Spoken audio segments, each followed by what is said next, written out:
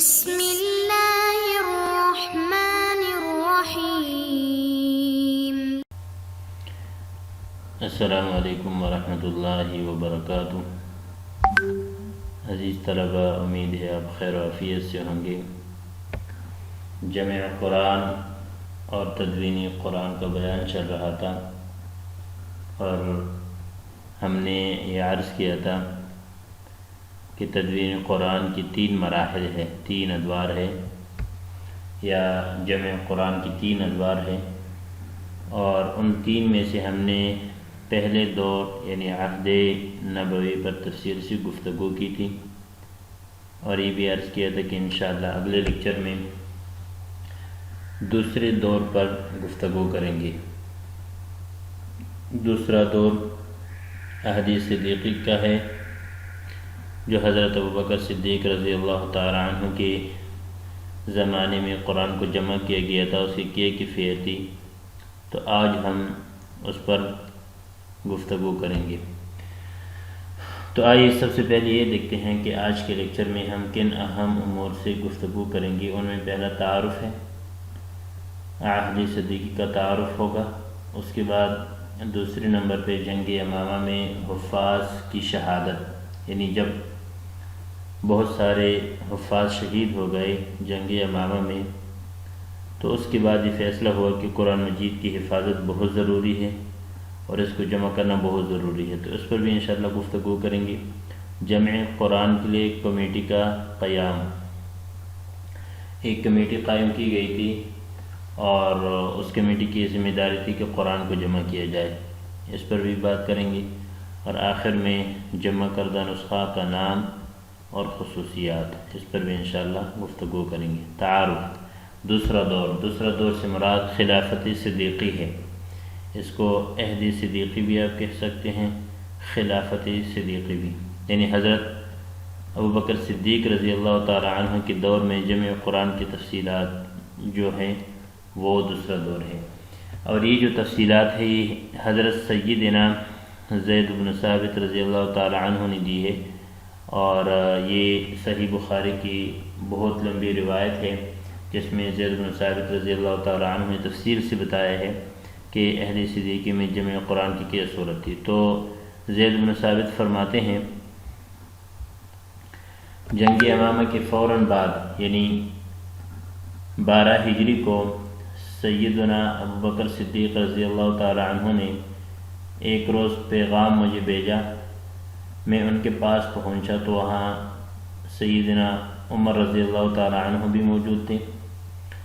ابوبکر صدیق رضی اللہ تعالی عنہ نے مجھے فرمایا، عمر رضی اللہ تعالی عنہ نے آ کر مجھ سے یہ بات کہی ہے کہ جنگ یمامہ میں قرآن کے 70 حفاظ شہید ہو گئے ہیں، اور اگر مختلف مقامات پر اسی طرح حفاظ قرآن شہید ہوتے رہے تو مجھے اندیشہ ہے کہ کہیں قرآن کا ایک بڑا حصہ ناپید نہ ہو جائے، لہذا میری رائے یہ ہے کہ قرآن کو یکجا کر دینا چاہیے۔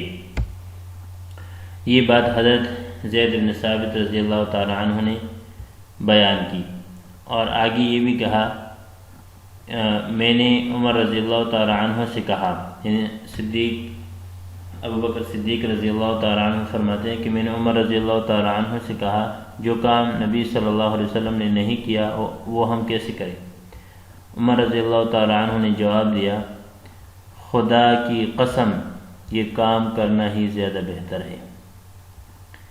اس کے بعد عمر رضی اللہ تعالی عنہ مجھ سے بار بار یہی کہتے رہے، یہاں تک کہ میرا بھی شرح صدر ہو گیا، اور اب میری بھی رائے وہی ہے جو عمر رضی اللہ تعالی عنہ کی، یعنی اب میرا بھی دل اس طرف مائل ہوا کہ ہم قرآن کو جمع کریں۔ تو اس کے بعد جب ان کا آپس میں اتفاق ہوا صحابہ کا، تو زید بن ثابت رضی اللہ تعالی عنہ کو قرآن جمع کرنے کا حکم دیا گیا۔ تو اس کے بعد خلیفہ رسول حضرت ابوبکر صدیق نے مجھ سے فرمایا، زید تم نوجوان ہو اور سمجھدار بھی ہو، ہمیں تمہارے بارے میں کوئی بدگمانی نہیں ہے، تمہیں رسول اللہ صلی اللہ علیہ وسلم پر اترنے والی وحی کو لکھا ہے فَتَتَبَّعِ الْقُرْآنَ فَاجْمَعْهُ، تو تم قرآن کو تراش کر کے اسے جمع کرو۔ یہ زید بن ثابت رضی اللہ تعالیٰ عنہ فرماتے ہیں کہ مجھے یہ حکم دیا کہ آپ قرآن مجید کو تلاش کر کے جمع کرو۔ تو اب سیدنا زید بن ثابت رضی اللہ تعالیٰ عنہ کا کیا بیان ہے، انہوں نے آگے کیا کام شروع کیا۔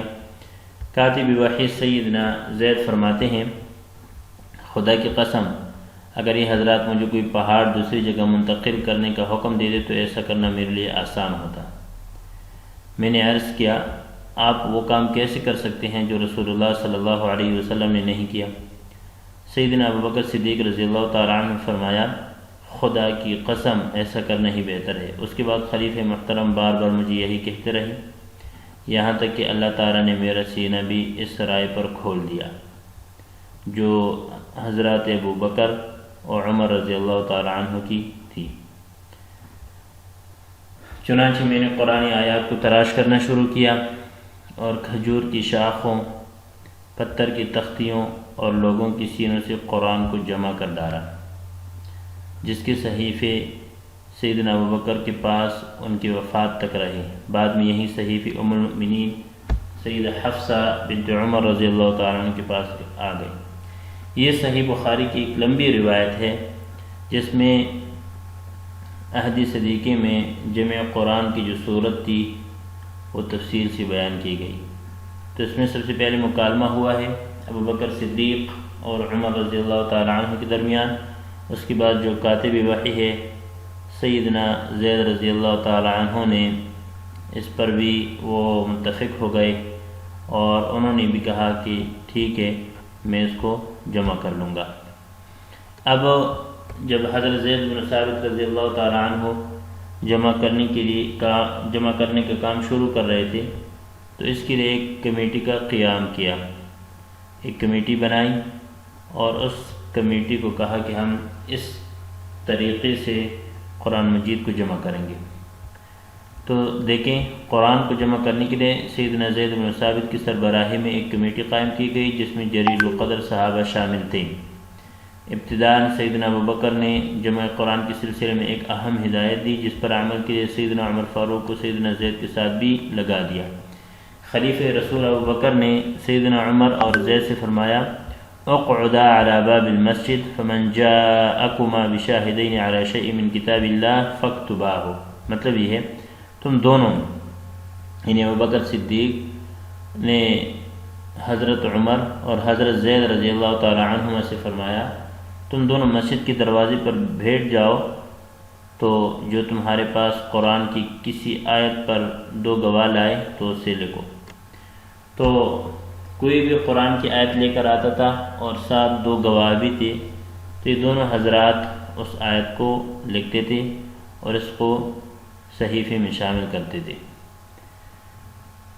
خلاصہ یہ ہے کہ جمع قرآن کے لیے سب سے پہلے تو یہ اعلان عام کر دیا گیا کہ جس شخص کے پاس قرآن کریم کی لکھی ہوئی کوئی آیت بھی ہو وہ سیدنا زید کے پاس لے آئے۔ جب کوئی لکھی ہوئی آیت لے آتا تو وہ 4 طریقوں سے اس کی تصدیق کرتے، یعنی اتنا احتیاط کرتے تھے کہ ڈائریکٹ اس کو قبول نہیں کرتے تھے، بلکہ اس کے 4 طریقے تھے۔ پہلا طریقہ یہ تھا کہ اپنی یادداشت سے اس کی توثیق کرتے، یعنی حضرت زید بن ثابت رضی اللہ تعالیٰ عنہ دیکھتے تھے کہ آیا یہ آیت قرآن میں ہے یا نہیں، یعنی ان کو یاد آ رہی تھی یا نہیں۔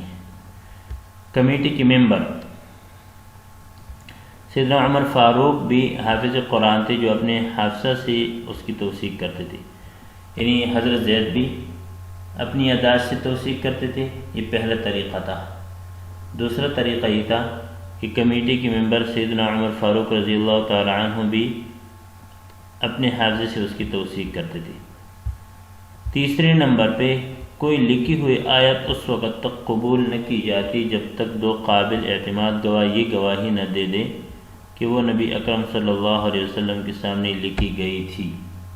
یہ بھی بہت زیادہ ضروری تھا، یعنی آیت تب وہ قابل قبول ہوگی جب 2 قابل اعتماد گواہی دے کہ وہ نبی اکرم صلی اللہ علیہ وسلم کے سامنے لکھی گئی تھی۔ بعد میں ان کی لکھی ہوئی آیات کا ان مجموعوں کے ساتھ مقابلہ کیا جاتا جو مختلف صحابہ نے تیار کر رکھی تھی، یعنی جب یہ ساری باتیں طے ہوتی تھی تو جو بھی لکھی ہوئی آیات تھی ان کا مقابلہ کیا جاتا تھا، ان کو دیکھ لیا جاتا تھا کہ آیا یہ اس کے مطابق ہے یا نہیں جو صحابہ نے صحیفے تیار کیے تھے۔ تو یہ 4 طریقے تھے، ان 4 طریقوں سے کسی آیت کی تصدیق ہوتی تھی۔ جمع کردہ نسخے کا نام اور خصوصیات۔ تو اس عہد صدیقی میں جو نسخہ تیار ہوا تھا اس کا کیا نام ہے اور اس کی خصوصیات کیا ہے۔ جمع کردہ نسخہ کے نام اور خصوصیات۔ اس کمیٹی نے انتہائی احتیاط اور سخت محنت کے بعد قرآن کو 1 سال کی مدت میں جمع کر دیا، یعنی تقریباً جمع کرنے میں 1 سال لگا تھا، اور جسے تمام صحابہ کرام نے اتفاقاً قبول کیا، اور یوں امت بھی اس پر جمع ہو گئی۔ اس نسخے کا نام مصحف رکھا گیا، مصحف یعنی سب سے بہترین نسخہ جو ماں کی حیثیت رکھتی ہے، مصحف یعنی اصل نسخہ۔ تو یہ اس نسخے کا نام رکھا گیا جو 1 سال کی مدت میں اس نسخے کو تیار کیا تھا۔ اب اس کی خصوصیات کیا ہے؟ یہ جو مصحف تیار کیا تھا، جو نسخہ تیار کیا، اس کی خصوصیات کیا ہے؟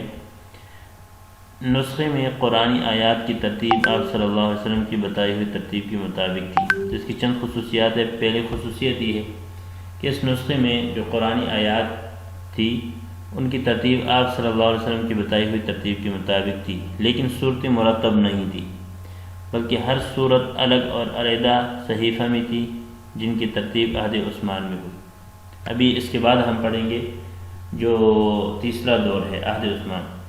تو کہہ رہے کہ ہر صورت الگ اور علیحدہ صحیفے میں تھی، صورت مرتب نہیں تھی، آیات کی ترتیب تھی۔ اس نسخے میں 7 حروف جمع تھے، جو حدیث ہے انزل القرآن علی 7 احرف، کہ قرآن 7 حروف میں نازل کیا گیا، تو 7 اس میں موجود تھی۔ تیسری خصوصیت یہ تھی اس میں صرف وہ آیات لکھی گئی ہیں جن کی تلاوت منسوخ نہیں ہوئی تھی۔ یہی وجہ ہے کہ اس میں آیت الرجم نہیں لکھی گئی، کیونکہ اس کی تلاوت منسوخ تھی مگر حکم باقی تھا۔ تو یہ بھی اس کی خصوصیت ہے کہ وہ آیات لکھی گئی ہے جن کی تلاوت منسوخ نہیں ہوئی تھی، جن کی ہم تلاوت کرتے تھے، لیکن جو آیت الرجم ہے، رجم کی جو آیت ہے، اس کی چونکہ تلاوت منسوخ ہوئی تھی تو وہ اس میں شامل نہیں کی گئی۔ تو خلاصہ یہ ہوا کہ آج کے اس لیکچر میں ہم نے 4 چیزوں پر گفتگو کی۔ شروع میں ہم نے تعارف بتایا، پھر اس کے بعد جنگ یمامہ میں کتنے حفاظ شہید ہوئے تھے؟ تقریباً 70 حفاظ شہید ہوئے تھے، اور ان کی شہادت کی وجہ سے جمع قرآن کا تصور پیش ہوا کہ اگر ہم قرآن مجید کو جمع نہیں کریں گے تو اور بھی صحابہ شہید ہو جائیں گے، اور جس سے قرآن ضائع ہو جائے گا۔ اس کے بعد تیسرے نمبر پہ جمع قرآن کے لیے ایک کمیٹی کا قیام ہوا، اور اس کمیٹی نے بڑے اچھے انداز سے قرآن مجید کو جمع کرنا شروع کر دیا، اور جمع کرنے کے بعد ایک نسخہ تیار کیا جس نسخے کا نام مصحف رکھا گیا، اور اس کی 3 خصوصیات بھی ہم نے بتائی کہ اس نسخے کی 3 خصوصیات تھیں، یعنی منسوخ آیات اس میں ذکر نہیں تھی، ترتیب وہ تھی جو آپ صلی اللہ علیہ وسلم کی بتائی ہوئی تھی، اس طرح یہ خصوصیات بھی اس نسخے میں تھی۔ تو یہ 4 باتیں تھی جس پر آج ہم نے گفتگو کی۔ امید ہے آپ کو یہ 4 باتیں اچھی طرح سمجھ آئی ہوں گی۔ یہ دوسرا دور تھا جمع قرآن کا۔ انشاءاللہ اگلے لیکچر میں ہم جمع قرآن کا تیسرا دور پڑھیں گے جو عہد عثمانی کا ہے، اس پر انشاءاللہ تفصیل سے گفتگو کریں گے۔ امید ہے آپ کو یہ لیکچر سمجھ آیا ہوگا اور پسند بھی آیا ہوگا۔ انشاءاللہ اگلے لیکچر میں اگلے دور پر گفتگو ہوگی۔ جزاکم اللہ خیرا، احسن الجزا۔ السلام علیکم ورحمۃ اللہ وبرکاتہ۔